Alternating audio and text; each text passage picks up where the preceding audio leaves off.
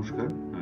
আমি রিকোয়েস্ট করব অন্ততপক্ষে একটু সময় দিয়ে এই ভিডিওটি একটু শোনার বা দেখার।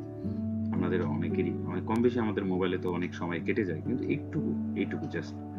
তো চলুন শুরু করি। আমাদের বাঙালির বিশেষ দিন আসতে চলেছে, আমরা সকলেই জানি। আমাদের দুর্গাপুজো কোথাও না কোথাও আমাদের বিশেষ একটি পর্ব, বিশেষ একটি অনুষ্ঠান। বাঙালিদের সবথেকে বড় উৎসব বলা চলে। সেই দুর্গাপুজো আসতে চলেছে। সেই দুর্গাপুজো নিয়ে আমরা সকলেই কম বেশি মাতোয়ারা হয়ে উঠেছি। আমাদের মনের মধ্যে কিন্তু একটা আলাদা রকমের ফিলিংস, আলাদা রকমের একটা ভাবনা কিন্তু অলরেডি কাজ করা শুরু করে দিয়েছে। অনেকেই কেনাকাটা শুরু করে দিয়েছে, অনেকে বিভিন্নভাবে প্ল্যানিং করা শুরু করে দিয়েছে। তো যাই হোক, মিলেমিশে আমাদের কাছে সত্যি একটি গর্বের বিষয় এবং খুবই একটা আনন্দের দিন, মানে দুর্গাপুজোটা। কিন্তু দুর্গাপুজো কি মানেই কি সত্যি ওই 3 দিনের মধ্যেই? আমরা হয়তো এই জেনারেশন হয়তো সেই 3 দিন আমরা বিভিন্ন ভাবে ঘোরাঘুরি করব, আমরা খাওয়া-দাওয়া করব, আমরা বেশ মজা করব, প্যান্ডেলে ঘুরবো। কিন্তু নেপথ্যে তো নিশ্চয়ই কিছু রয়েছে। কেনই বা এই পুজো, কেনই বা এই রিচুয়ালস? তার পিছনেই নিশ্চয়ই কারণ আছে। তো সেই জিনিসগুলো আমরা যদি দেখতে যাই, তাহলে আমাদেরকে অবশ্যই একটু শাস্ত্রর দিকে দেখতে হবে, শাস্ত্র ঘাঁটতে হবে। আমরা যদি দেখি যে মার্কণ্ডেয় পুরাণ, আমরা যদি দেখি যে কালিকা পুরাণ, আমরা যদি দেখি শিব পুরাণ, স্কন্দ পুরাণ ইত্যাদিতে এই দুর্গাপুজো নিয়ে কিন্তু ভালোভাবে কিন্তু সেখানে বিস্তারিত আলোচনা রয়েছে। তার মধ্যে মার্কণ্ডেয় পুরাণের খুব সম্ভবত সপ্তশতী এরকম বলে একটি অধ্যায় রয়েছে, সেখানে বিশেষভাবে সেটা আলোচিত রয়েছে। তো আমরা দেখব যে এই দুর্গাপুজো কি 3 দিনই শুধু না, শুরুটা কিন্তু হচ্ছে সেই মহালয়া তিথি থেকে। মহালয়া তিথি মানে, মহালয়া তিথি হচ্ছে আমাদের বিশেষ করে অমাবস্যা তিথিতে সেটা হয়, এবং অমাবস্যার সেদিন এক্সট্রিম লেভেলের অন্ধকার থাকে। সেই অন্ধকার থেকে পরের দিন থেকে কিন্তু চাঁদ হতে আলোকিত হতে শুরু করে, অর্থাৎ শুক্লাপক্ষে, কৃষ্ণপক্ষ থেকে অবসান ঘটিয়ে শুক্লপক্ষের দিকে ধাবিত হয়।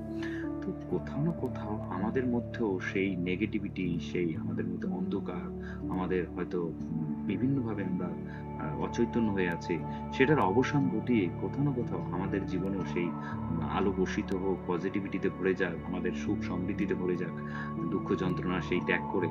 তো এটাই কিন্তু ইন্ডিকেট করছে। দেখুন, কোনো না কোনো ভাবে কিন্তু আমাদের সেই জিনিসগুলোকে কিন্তু ইন্ডিকেট করে, যদি আমরা সেগুলোকে রিলেট করতে পারি, তাই না?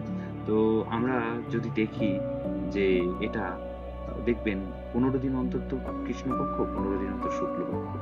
তো এই যে কৃষ্ণপক্ষ, শুক্লাপক্ষ, এই যে অবসানগুলো ঘটতে থাকে, তার মধ্যে থেকে সমস্ত প্রায় শাস্ত্রে বলা হয়েছে, সেই যেমন সূর্য উদয় হচ্ছে, সূর্য আলোকিত হচ্ছে, অন্ধকার হচ্ছে, তার মধ্যে আমরা যদি দেখি যে ব্রহ্ম মুহূর্ত, অর্থাৎ যখন সূর্য উঠছে তার ঠিক আগের মুহূর্ত, ওই সময়টা কম্বিনেশন, সেই সময়টা খুব পাওয়ারফুল থাকে।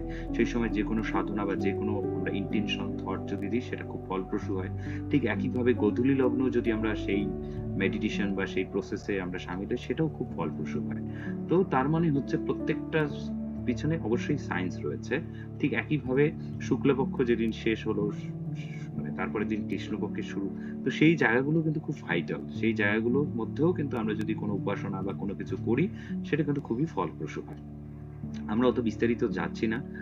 কারণ আমরা সকলেই কম বেশি জানি যে আমরা উপরি যতই কিছু করি না কেন, যদি আমরা সঠিকভাবে সেই স্পিরিচুয়ালিটি বা সেই রিচুয়ালস কে যদি আমরা ফলো না করি বা সেটাকে যদি না মানি, সেই বিশ্বাসটা যদি আমাদের না থাকে, তাহলে কিন্তু আমাদের কোথাও না কোথাও সেই শান্তি বা সেই বিষয়টা কিন্তু আমরা অধরা থেকে যাই। মানে অধরা জীবন একটা বিষয়, তাই না? তো দুর্গাপুজো কি আপনারা সকলেই জানেন যে স্বর্গে অসুরদের কিরকম দেবতাদেরকে বা তুচ্ছ-তাচ্ছিল্য করে তাদেরকে বিভিন্নভাবে অত্যাচারিত করা হয়েছিল। তার ফলে ব্রহ্মা, বিষ্ণু, মহেশ্বরের যে তেজ থেকে যে দশভুজা দুর্গা মায়ের সৃষ্টি, হ্যাঁ? এই জিনিসগুলো আমরা সকলেই কম বেশি জানি। আমি ওই বিষয়ে যাচ্ছি না। কিন্তু এটার পিছনে সায়েন্স, এটার পিছনে স্পিরিচুয়ালিটি, শাস্ত্রে কি বলেছে সেই বিষয়টা আমরা দেখার চেষ্টা করছি। তো দেখুন, প্রত্যেকটার না একটা ঠিক সঠিক সময় থাকে। সেই সঠিক সময়ে আমরা যে কাজটা যদি করি, সেটার কিন্তু ফলটা কিন্তু খুব ভালো পাওয়া যায়। ঠিক একইভাবে আমরা যদি দেখি যে মহালয়ার দিনে কি হয়? মহালয়ার দিনে হচ্ছে অমাবস্যা, এবং পিতৃপক্ষের সেটা শেষ অমাবস্যা। কারণ সেদিন পিতৃপক্ষের অবসান হতে যাচ্ছে, এবং পরের দিন থেকেই মাতৃপক্ষ বা দেবীপক্ষের সূচনা হতে যাচ্ছে। তো সেই যেহেতু এটা পিতৃপক্ষের সর্ব অমাবস্যা বলা হয়। এই অমাবস্যায় আমরা যদি কিছু রিচুয়ালস পালন করি, তাহলে কিন্তু সত্যি আমাদের অনেকভাবে কিন্তু আমরা লাভান্বিত হতে পারি।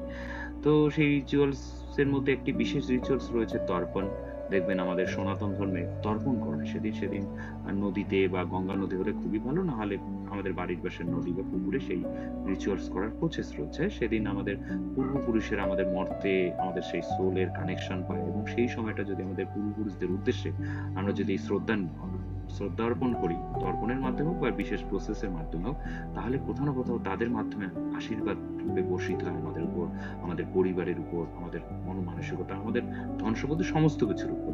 এটা বর্ণিত রয়েছে শাস্ত্রে। এছাড়াও সেই দিন যদি আমরা দান ধ্যান ইত্যাদি করি, তাহলেও সেটাও কিন্তু মাল্টিপ্লাই আকারে আমাদের জীবনে বর্ষিত হতে পারে। এটা আমার কথা নয়, এটা সমস্ত শাস্ত্রে কিন্তু বর্ণিত রয়েছে। আপনারা জানেন যে সেই দিন মহালয়ার আগমনী বার্তা, চণ্ডীপাঠ ইত্যাদি বিভিন্ন রকমের বিষয় থাকে। তো তার মধ্যে বলা হয় যে দান একটা বিশেষ প্রসেস, তাই না? তো আধ্যাত্মিক বিষয়টাকে আমাদের অবশ্যই বুঝতে হবে। দেখুন, আমরা যতই কিছু করছি না কেন, হয়তো ঘুরে ঘুরে শরীরটাকে ঠিক রাখার জন্য বিভিন্ন কিছু করছি, কিন্তু এটাতেই কি সমস্ত কিছু? না। তার সাথে সাথে একটু স্পিরিচুয়ালিটি, একটু আধ্যাত্মিকতা, এই জিনিসগুলো আমাদের জীবনে দরকার আছে। কারণ আপনারা আজকে যেটা সায়েন্স বলছে বলেই আপনি মানছেন, কিন্তু এটা অনেক আগেই শাস্ত্রে কিন্তু বলা ছিল। আমরা কিন্তু তখন বলেছি যে জাস্ট ব্যাকডেটেড। এখনো অনেক কিছুকে আমরা জাস্ট বলি যে এগুলো সেকেলে, এগুলো স্ট্যাটাসের সঙ্গে মানানসই নয়, এগুলো আমার ভালো লাগে না, এগুলো কি এসব? তো কোথাও না কোথাও এটা আমাদের কিন্তু একটা মূর্খামে পড়েছে। বলা হয় যে কেউ একজন এমএ কমপ্লিট করার পরে বা পিএইচডি একটা করার পরে তার মধ্যে না অহংকার তৈরি হয়ে যায়, তখন সে আর ঈশ্বরকে বিশ্বাস করতে পারে না, মানে বিশ্বাস আসে না তার মধ্যে। যখন সে ডাবল পিএইচডি করে বা আরো পিএইচডি করে, আরো মানে বিশেষ স্তরে যায়, তখন ধীরে ধীরে তার মধ্যে ঈশ্বরের প্রতি বিশ্বাস আসতে থাকে। আমি এই প্রসঙ্গে একটি উদাহরণ দিই। আমার জীবনে এখন 4 নাম্বার স্কুল চলছে ট্রান্সফার হয়ে হয়ে। তো আমি আগে স্কুলে কাটিয়েছিলাম, এবং সেখানে একজন ম্যাডাম ছিলেন। তিনি খুব মানে মডার্ন, মানে তিনি এই বিষয়গুলোকে সেরকম মানতো না, বা এগুলো বলতো এগুলো জাস্ট টাইম পাস, এগুলো ফালতু বিষয়। তো তিনি এগুলো মানতেন না। কিন্তু তারপরে ওনাকে দেখলাম, তার ঠিক 1-2 বছর পরে ওনার ভীষণ ভাবে উনি মানসিকভাবে উনি বিপর্যস্ত ছিলেন। উনি কোন অ্যাস্ট্রোলজারকে দেখিয়ে, অ্যাস্ট্রোলজার কাছে যাওয়া মানেই আপনাকে পুকপাক তো দেবেই, সাথে কিন্তু বিশেষভাবে কিছু রিচুয়ালস করতে বলে। এটা করো সেটা করো। তো তারা তো তাদের মানে কোথাও না কোথাও সঠিক পথ দেখায়, কিন্তু তাদের উদ্দেশ্য থাকে ব্যবসা করা, টাকা মানে কামিয়ে নেওয়া, এটা থাকে। কিন্তু আধ্যাত্মিকতা সেই বিষয়টা নেই। আধ্যাত্মিকতা মানে হচ্ছে হৃদয় দিয়ে কোনো একটা জায়গায় সমর্পণ করা। তো সেই ম্যাডাম কিন্তু ধীরে ধীরে ধীরে ধীরে সেই পথে আস্তে আস্তে অগ্রসর হয়, এবং উনি একদিন হঠাৎ করে বলছিল যে, আমার নাম ধরে বলছিল যে, জানো তো তুলসী গাছ সত্যি রাখা ভালো, কারণ তুলসী গাছের একটা কোথাও না কোথাও একটা শান্ত পরিবেশ তৈরি করে, অক্সিজেনকে অ্যাবজর্ব করতে পারে ভালো। তো এটা উনি সায়েন্টিফিক ভাবে উনি লজিক্যালি সেটাকে উনি প্রমাণ দিলেন, মানে তাই তিনি মানছেন তুলসী গাছ তিনি বাড়িতে রাখবেন। কিন্তু এগুলো না কোথাও না কোথাও আমাদের কিন্তু শাস্ত্রে অনেকদিন আগেই সেগুলো কিন্তু অলরেডি বলা আছে, কিন্তু আমরা তখন মানিনি। এখন যেহেতু সায়েন্স এর পিছনে রিজন দিয়েছে, তাই সেটাকে দেখে আমাদের লজিক মেনে নিয়েছে, আমার সঙ্গে হিট করেছে, তাই আমি সেটাকে মানছি। কিন্তু দেখুন তো, এরকম অনেক অনেক বিষয় রয়েছে। ব্রহ্ম মুহূর্তে উঠলে এই সেই সেটা সায়েন্টিফিক রিজন রয়েছে, কিন্তু এগুলো আগেই শাস্ত্রে বর্ণিত রয়েছে। তাই যেহেতু শাস্ত্রে এগুলো আগেই আছে, সেগুলো সায়েন্স যখন আস্তে আস্তে আবিষ্কার করছে, মানে সেগুলোকে প্রমাণ হিসেবে দিচ্ছে, তারপরে আমরা মানছি। কিন্তু শাস্ত্রে যে এমন কিছু আছে যেগুলোকে আমরা বলছি এগুলো জাস্ট টাইম পাস বা এগুলো ব্যাকডেটেড, মানতে পারছি না, সেগুলো একটা সময় দেখবেন সায়েন্স কিন্তু সেগুলো লজিক আকারে আপনাদের সামনে প্রমাণ দেওয়া সহ তুলে ধরবে। তো তখন কি মনে হবে, আমাদের সময়টা বেকার বেকার নষ্ট করা হলো না?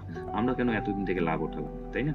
তাই সকলেই ধীরে ধীরে যাই করছি না কেন, জীবনটা কিন্তু শেষের দিকেই যাচ্ছে। সবার কিন্তু একটাই লক্ষ্য, আমরা মৃত্যুর দিকেই ধাবিত হচ্ছি। কার কখন মৃত্যু বলা মুশকিল। তো সেটাই আমরা ধীরে ধীরে একটু আধ্যাত্মিক ব্যাপারটাকেও অবশ্যই চেষ্টা করবো সেটাকেও পালন করে যাওয়ার, তাই না? তো আমি এত কথা বললাম। যাই হোক, আমাদের সেন্টার বা আমরা এই মায়েরা কোথাও না কোথাও সকলেই তো এখানে যোগা সেন্টারের সঙ্গে জড়িত। তো এই সেই বিশেষ দিনে, সেই মহালয়ার সেই পিতৃপক্ষের অবসান এবং মাতৃপক্ষের সূচনার মহালগ্নে আমরা বিশেষ বিশেষ কিছু মানে হয় না যে দুস্থ এরিয়া, সেই এরিয়াগুলোর মধ্যে আমরা যাই। সেখানে আমরা সেই সমস্ত জায়গার মানুষদের, বাচ্চাদের, তাদেরকে আনন্দিত করি, তাদেরকে কোথাও না কোথাও ভালোবাসা প্রদান করি। সেটা বিভিন্ন মাধ্যম হতে পারে, সেটা খাওয়া দাওয়া, তাদেরকে তাদেরকে পেন্সিল বক্স ইত্যাদি নানান কিছু দেওয়া। তো সেই জিনিসগুলো আমরা চেষ্টা করি, এবং সকলেই আমরা যাই, এটা করি। তো আবারও সেই দিন চলে এসেছে। আমরা চলুন সকলে মিলে আমরা শামিল হই সেই দিনে। সেই দিনে যদি আমরা সেবা দান বা সময় দানও করি, তাও সেটা আমরা কোথাও না কোথাও ভাবে মাল্টিপ্লাই আকারে আমাদের জীবনে বর্ষিত হবে। সেটা বিভিন্নভাবে, সেগুলো আপনারা যদি একটু শাস্ত্র বা আপনারা গুগলও সার্চ করেন যে সেই মহালয়ার দিনে কি কি লাভ হতে পারে, সেগুলো দেখে নিতে পারেন। তো সেই দিনে চলুন না সকলে মিলে এই মহতী দিনে আমরা উজাড় করে সেই দিনটিতে শামিল হই।